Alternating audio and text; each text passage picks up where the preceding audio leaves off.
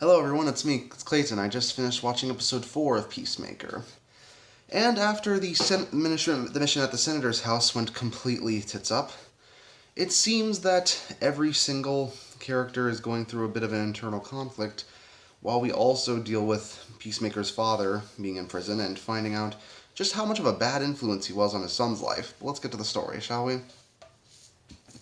So Peacemaker finds out that Economos put his dad in prison, so he decides to visit his dad in prison. And of course, being the white supremacist scumbag that he is, his dad pretty much has nothing but negative things to say about him, and if anything, Peacemaker only makes this situation worse by giving him information that he could use to rat him out. Especially since his fingerprints were swapped, and that was the only alibi that Economos could think of for getting the cops off their trail. But on top of that, it seems that the butterflies are not as they seem, as Peacemaker finds out after a fight with Judo Master. Adebayo actually ends up shooting him, and thankfully, she still doesn't have her first kill yet, but given Judo Master's condition, it could be pretty close as far as I'm concerned. And on top of that, Vigilante gets the idea from Adebayo that maybe Peacemaker would be better off if his dad was just dead. So he deliberately gets himself thrown in prison so he can kill his father, so he won't be able to rat them out, and so that scumbag can finally bite the dust. Considering that Peacemaker seems to really insist that he's not working with him and only working alongside him so he can get, the Peacemaker gear, I think he would be better off if that guy would just die already. Not to say that Robert Patrick's annoying as the character. I mean even more so than intentionally annoying, as he's written.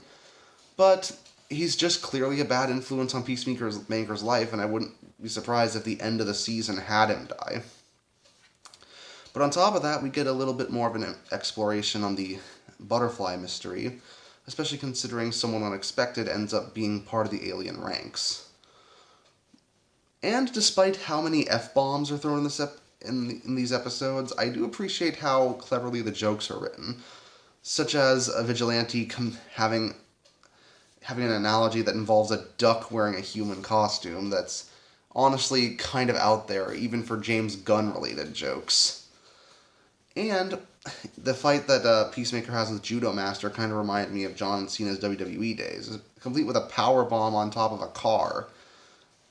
Though I'm pretty sure it looks better than anything that Cena would have done in half of his matches in WWE. But on top of that, I really do appreciate Adebayo's character and how she's realized she's really not cut out for this kind of work, but at the same time she's doing her best within it, considering she's kind of the only one Peacemaker trusts at all. I mean, he straight up hates Economos, he only wants to get with Harcourt, and he tolerates Myrn. She seems like the only one that seems to get a genuine friendship with him. Especially since we see that Peacemaker, while he's a bad guy, he was molded into one by his dad. He's not totally to blame, and while it doesn't excuse his behavior, it can at least explain it. That's, I think, the big difference that makes me still like Peacemaker and still find him funny. The show doesn't excuse him for any of his behavior, but it does explain how he ended up the way he does, and he still has sympathetic traits, like the stuff that happened with his brother. Though, given the twist that happened at the end of this episode, I can imagine that the second half of the season is going to be pretty strange and pretty out there. But that's what I expect from James Gunn. See you next time.